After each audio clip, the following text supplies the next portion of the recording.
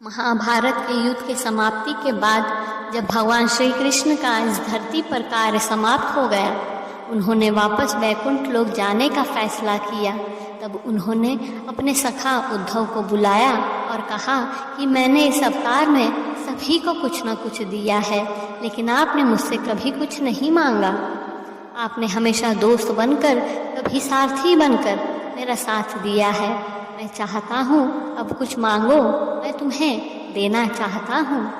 इस पर उन्होंने भगवान श्री कृष्ण से कहा, हे भगवान, मुझे अपने लिए कुछ नहीं चाहिए, लेकिन मेरे कुछ सवाल है जिनका मैं जवाब चाहता हूँ। भगवान मुस्कुराए और कहा, पूछो। उद्धव ने कहा, हे लीलाधर, आपने हमेशा कहा है जिसने मुझे बुलाया है मैं हमेशा उसकी मदद करने आया हूँ। आपने कहा है कि आपने हमेशा दोस्ती धर्म निभाया है, लेकिन जब युधिष्ठिर जुआ खेलने जा रहे थे तो आप रोक सकते थे उसे। आप तब भी रोक सकते थे जब उसने सब कुछ दांव पर लगा दिया था। अपनी दिव्य शक्ति द्वारा आप पासे धर्मराज के अनुकूल कर सकते थे। इसके स्थान पर आपने तब हस्तक्षेप किया जब द्रौपदी लगभग अपना शील खो रही थी। तब आपने उसे वस्त्र देकर द्रौपदी की रक्षा की। एक महिला का शील क्या बचा? आपने क्या बचाया? अगर आपने संकट के समय में अपनों की मदद नहीं की तो आप यह दावा भी कैसे कर सकते हैं? ऐसा क्यों किया माधव? आपने उन पासों को युधिष्ठिर के पक्ष में क्यों नहीं घुमाया? दोस्ती क्यों नहीं निभाया? यह कहकर उद्धव की आंख से आंसू बहने लगे। कृष्ण मुस्कुराते हुए बोले, हे सखा, उस समय जो कुछ भी हुआ वह सभी के कार्यों का परिणाम था। दुर्योधन के पास जुआ खेलने के लिए पैसा और धन तो बहुत था, लेकिन दुर्योधन जानता था कि वह जुआ नहीं खेल सकता। इसलिए उसने अपने मामा शकुनी को अपनी तरफ से जुआ खेलने के लिए उपयोग किया। यदि युधिष्ठिर चाहते वो मुझे बुला सकते थे, पर उन्होंने ऐसा नहीं किया। तुम ही सोचो, अगर मैं युधिष्ठिर के तरफ से खेलता पासा तो कौन जीतता? किसके पक्ष में फैसला होता?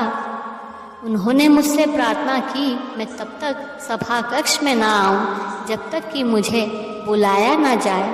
अपनी काबिलियत के मुताबिक लड़ाई लड़ी, लेकिन उन्होंने मुझे याद नहीं किया।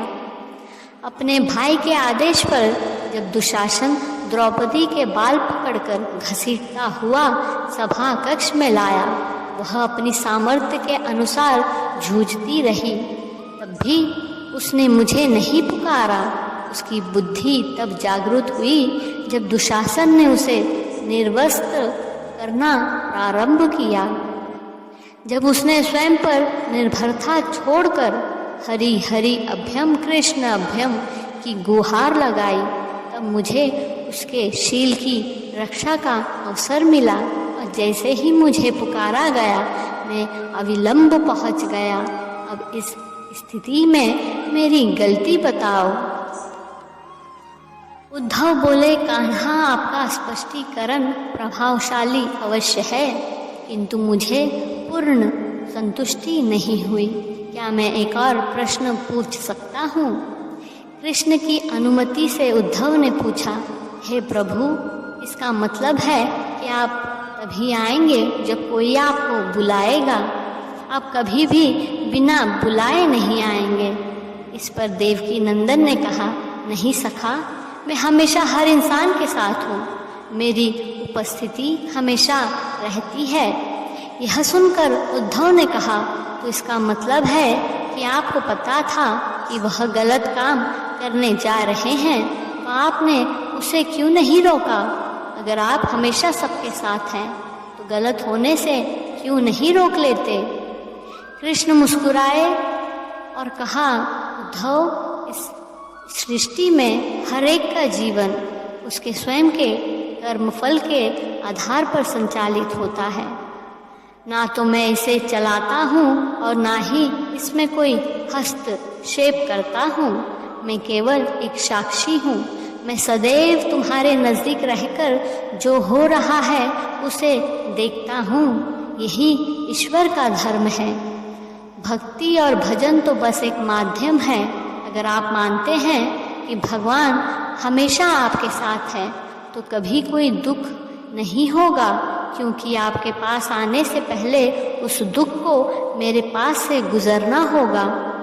जब तुम समझकर अनुभव कर लोगे कि मैं तुम्हारे नज़दीक साक्षी के रूप में हर पल हूँ, तो क्या तुम कुछ भी गलत या बुरा कर सकोगे? तुम निश्चित रूप से कुछ भी बुरा नहीं कर सकोगे।